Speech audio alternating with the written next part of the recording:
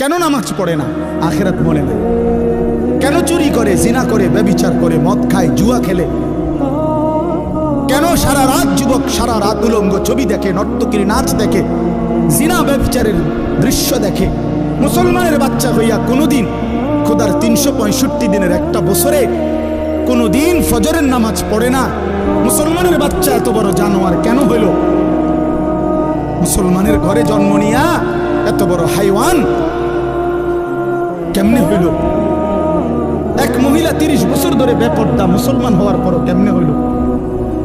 একজন মুসলমান হওয়ার পরে 30টা বছর ধরে সে কেমনে সুদ খায়, কিস্তি নেয়, এত মিথ্যা কথা, এত গালিগালাজ কেমনে করে? 60টা বছর হয়ে গেছে, বুড়া মিয়া এখনো বিড়ি খায় কেমনে? 60 বছর বয়স এখনো সাদওয়ানে বৈশা টেলিভিশনে নর্তকীর নাচ দেখে কেমনে? কারণ আখিরাত ভুলে গেছে। কি ভুলে গেছে বলেন না কেন? অথবা আখিরাত মনে আছে, তবে আখিরাতকে সামান্য কিছু মনে গেছে। এই যে মনে ঘন্টা 2-1 একটা বিষয়, হয়তো 2টা থাপড় চাপকোনা দিয়া, বুঝেন না কথা, 2-1টা থাপ্পড় টাপ্পড় দিয়া মনে কি করে দিব, ছেড়ে দিব। অথচ বিষয়টা তো এমন না।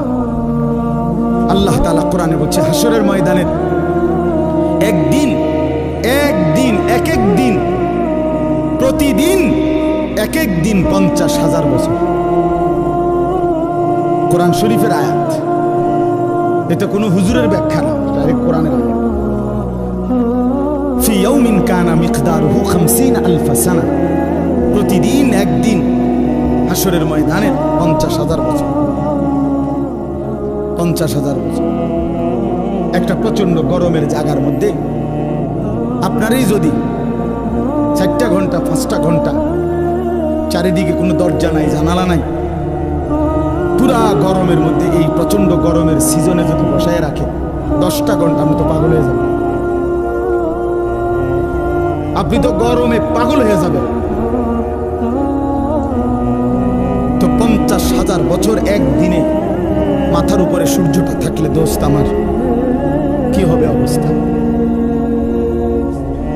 পায়ের নিচের জমিন তামার মতো হলে কি হবে? আল্লাহ নবী সাল্লাল্লাহু আলাইহি সাল্লাম বলেছেন, উম্মত 1 সেকেন্ডের জন্য এই এক পাও রাখতে যেটুকু জায়গা, পায়ের তালু, এতটুকু জায়গার অতিরিক্ত কাউকে 1 সুতা জায়গা বেশি দেওয়া হবে না। মাউদাউ কাদামিন, শুধু পাও রাখবার জায়গাটাই হাসরের ময়দানে মিলবে। ডানে বামে সামনে পিছনে আর আগাইতেও পারবে না, পিছাইতেও পারবে না, এবং 1 সেকেন্ডের জন্য বসতে পারবে না। ইয়াউমা ইয়াকুমুন নাসু লিরাব্বিল আলামিন, দাঁড়িয়ে থাকতে হবে। মাথার উপরে সূর্য থাকবে, পায়ের নিচে জমিন তামার মতো, নড়াচড়ারও কোনো ডান বাম করার সুযোগ নাই। জাহান্নাম সামনে, ওয়াজিআ ইয়াউমাইদিন বিজাহান্নাম, কোরআন শরীফ আল্লাহ বলছে হাসরের ময়দানে জাহান্নামকে সকলের সামনে এনে দাঁড় করানো হবে, জাহান্নামকে দেখবে। এই অবস্থায় কেমন হবে হালাত? আমি এই বছর এই যে গত হজে আরাফার দিন, যেদিন হজের দিন, বিশ্বাস করেন হজের দিন, আরাফাতের দিন মানে হজ্জের সময়, ওই তাবুর বাহিরে দাঁড়াইয়া, খোলা আকাশের নিচে দাঁড়াইয়া দোয়া করা, এটা একটা সুন্নত, মানে নবীজির একটা আমল ছিল। নবীজি আরাফার দিন, হজের দিন তাবুত থেকে সইরা আলগা হইয়া খালি আকাশের নিচে দোয়া করছে লম্বা সময়। এই আমলটা করার জন্য বিশেষ করে এই বছরের হজে 2-3 বাইর হইছি। এই কদ্দুর 2টা মিনিটও বিশ্বাস করেন মনে হচ্ছে যেন না আগুনের গোলা মারতে আছে। শুধু গরম কাহাকে বলে, একেবারে পুড়ে গেছে পাউডার পুরা। আমি বাড়িতে আসার পরও তো প্রায় 15-20 দিন আমার হাতের কোন সুদ ছিল, এত গরম ছিল। তো অথচ আমরা সবাই বিজ্ঞানী গবেষণা কি যেন আমাদের থেকে সূর্য কত দূরে, কত জি আচ্ছা এই ধরেন না যে দূর দূরে, এই 2,86,000 কণ আর 30 লক্ষ মাইল দূরে কণ, যাই বলেন অনেক দূরে কিনা বলেন না, এই লক্ষ লক্ষ মাইল দূরে সূর্যের তাপে যদি এই অবস্থা হয়, তো মাথার উপরের সূর্যের কি অবস্থা? কেন নামাজ পড়ো না ভাইয়া? এই বাপ, মুসলমানের বাচ্চা, কেন নামাজ পড়ো না? ছেলেরা আমার, কেন নামাজ পড়ো? কেন নামাজ পড়ো? মালিক আর কেমনে বললে নামাজ পড়তে? রাসূলুল্লাহ সাল্লাল্লাহু আলাইহি ওয়াসাল্লাম হাশরের ময়দানে জিজ্ঞাসা করবে, উম্মত, পিঠটা তায়েফের পাথরের আঘাতে চালনির মতো ছিদ্র বানায় ফেলছিলাম, ক্ষুধার কষ্টে পেটে পাথর বাঁধছিলাম, 3 মাস আমার ঘরের চুলায় আগুন জ্বলে নাই, আমি উম্মত দান দান শহীদ করে রক্তে ভাসে গেছি, 23টা বছর আমি কোনোদিন ঠিক মতো ঘুমাই নাই, এত কাঁদলাম, এত রক্ত ঝরাইলাম, বিনিময়ে তোর কলজাটা নরম করতে পারলাম না, তোর দিলটা নরম করতে পারলাম না উম্মত। আমি আর কত কাঁদলে তুই আমার কথা শুনতে? আমি আর কত রক্ত ঝরাইলে আমি নবীর কথা মনে পড়তো? বলেন, কি বলবেন ভাই? বলেন, কি জবাব হতে পারে তখন?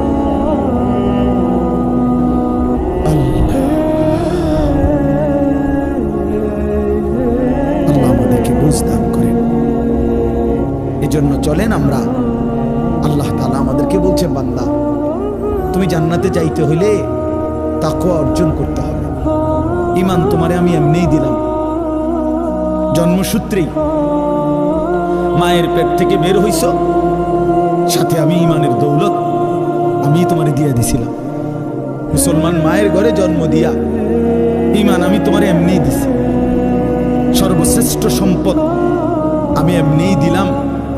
এবার তুমি আমার সাথে আরেকটা নিয়ামত তাকওয়া, এটা সাথে বুঝাইয়া দাও, ঈমান আর তাকওয়া আমার হাতে তুলে দিবা, আমার জান্নাত আমি তোমার হাতে তুলে দেব। এই তাকওয়া বুঝাইয়া দাও। ঈমানের পরে প্রত্যেকটা মুমিনের কাছে, মুসলমানের কাছে আল্লাহর পাকের চাওয়া তাকওয়া। আল্লাহ যেন বলে, ইসলাম তো তোমারে দিলাম, মুমিন তো তোমার পরিচয় হইল, তুমি তো নিজেরই বলতেছো তুমি মুসলমান, তুমিই বলতেছো তুমি মুমিন। আমরা এখানে বলি না সবাই নিজেরা মুসলমান বলেন? আরে ভাই বলেন না, ছেলেরা বলো ভাই, এই পরিচয়ে কোনো অতৃপ্তি বা অসন্তুষ্টি আছে কারো? তাইলে আমরা আলহামদুলিল্লাহ এই ব্যাপারে আমরা সন্তুষ্ট যে আমি মুসলমান, আমি মুসলমান। তো আল্লাহ তাআলা বলেন, মুসলমানের পরিচয় তো তোমারে আমি দিলামই, এটা তো আমিই দিছি, তোমার কোনো যোগ্যতা নাই, তোমার বাবা মারও কোনো যোগ্যতা নাই। আমি কেন আমার বাপ মার ঘরে জন্ম নিলাম? এটা কি আমার বাপ মায়ের কোনো যোগ্যতা? আমি কেন মুসলমানের ঘরে জন্ম নিলাম? ওই লোকটা কেন হিন্দুর ঘরে জন্ম নিল? এর মধ্যে আমাদের কোনো সফলতা ব্যর্থতার কিছু আছে? না, আল্লাহর দয়া, আল্লাহর দয়া। তো আল্লাহ তাআলা বলেন, ঈমান তো আমি দিলামই, ইসলাম আমি দিলাম, এবার তুমি তাকওয়া অবলম্বন করো। ইয়া আইয়ুহাল্লাযীনা আমানুত্তাকুল্লাহ, হে ঈমানদারগণ, ইত্তাকুল্লাহ, তাকওয়া অবলম্বন করো, তাকওয়া অবলম্বন করো, তাকওয়া অবলম্বন করো।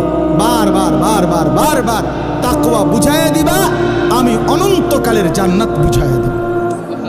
আমনি দি ফুলারে কিছু কর না, তে আমনের ঘরে 16 বছরের এত বড় ডাকাত কোনোদিন নামাজ পড়ে না, একদিনও ফজরের নামাজ পড়ে না, আপনি এই ঘরে ঘুমান, আমনের ফুলাও এই ঘরে ঘুমায়, এত বড় জানোয়ার আমনের ঘরে ঘুমায় কেন? হ্যাঁ, এত বড় হাইওয়ান, এত বড় চতুষ্পদ জন্তু মুসলমানের ঘরে ঘুমায় কেন? এই নাফরমান কতদিন পরে নামাজ পড়বে বলেন? আপনার বিবি কত বছর পরে পর্দা করবে? আপনি যদি বলেন আমি কইছি তো, শুনে না, কয়বার কইছেন? 950 বছর। তো নূহ আলাইহিস সালাম তো 950 বছর বলছে, আপনি যদি কইছেন সর্বোচ্চ 10 বার, 50 বার, আর মনে করেন আপনি 50,000 বারে কইছেন, তো 50,000 বার বলার পরে অথবা 3 বছর বলছেন অথবা 10 বছর বলছেন, তো 10 বছর পরে আর বলতে হবে না, এই ছুটি আপনারে কে দিল? আমার কথাটা বুঝছেন না? আমি যে হুজুর বিশ্বাস করেন, আমি তারে বলতে বলতে মনে 50,000 বার কইছি। তো আচ্ছা, তো ঠিক আছে, আমি ধরে নিলাম, বিশ্বাসও করলাম। তো 50,000 বার বলার পরে ছুটি, এ কথা আপনারে কে অনুমতি দিল? আছে এমন কোনো অনুমতি নাই। এই জন্য বাবাদেরকে বলি, সন্তানের, স্ত্রীর, ঘরের মানুষ যারা আপনার ছেলে মেয়ে বউ বাচ্চা, এদের ঈমানের ফিকির, আখিরাতের ফিকির, নামাজের ফিকির, ইবাদতের ফিকির, আল্লাহর কসম এটা হলো আপনার প্রথম প্রধান মূল দায়িত্ব। ভাত মাছ চাল ডাল, ঘর সংসার ফার্নিচার, বিদেশ কিংবা দেশ, চাকরি কিংবা ব্যবসা, দোকান কিংবা ভিট, ক্ষেত কিংবা খামার, এগুলোর ব্যবস্থা পারলে করলেন, না পারলে যদি না করতে পারেন, আল্লাহর কসম আখিরাতে কোনো জবাব দিতে হবে না।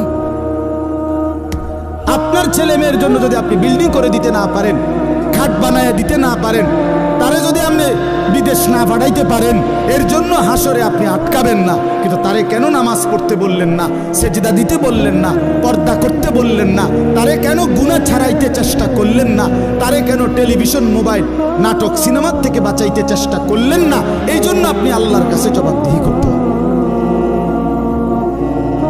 এই আমরা আমাদের চেষ্টা করলাম আপনার ঘরে বুঝাই করার জন্য। তো আল্লাহ তাআলা বলেন, বান্দা তাকওয়া বুঝায় দাও, আমার জান্নাত বুঝে নাও। গুনাহ ছেড়ে দিলে বলে, হুজুর আমি সব পারমু কিনা? আপনি সব পারবেন কিনা? সব বলতে আপনি কয়টা বুঝছেন? আপনি জানেননি মোট শরীয়তের বিধান? বলে যে শরীয়তের বিধান হইল, করণীয় হইল মোট 30টা, বর্জনীয় হইল মোট 28টা। এরকম আপনি শুরু না করবেন, আপনি শুরু করবেন, আপনি যাবেন আল্লাহর হুকুম মানার জন্য, আপনি আগাবেন 1 কদম, রব্বে করিম রহমত নিয়ে আসবেন 100 কদম। আল্লাহ বলছে, বান্দা তুমি আইসো 1 বিগত, আমি আসবো 1 হাত। তুমি আসবা 1 হাত, আমি রহমত নিয়ে আসবো 2 হাত। তুমি আসবা হাঁটতে হাঁটতে, আমি রহমত মাগফিরাত নিয়ে আসবো দৌড়তে দৌড়তে। কাজেই বান্দা তুমি ঘাবড়াইও না, আমি তো আছি বান্দা।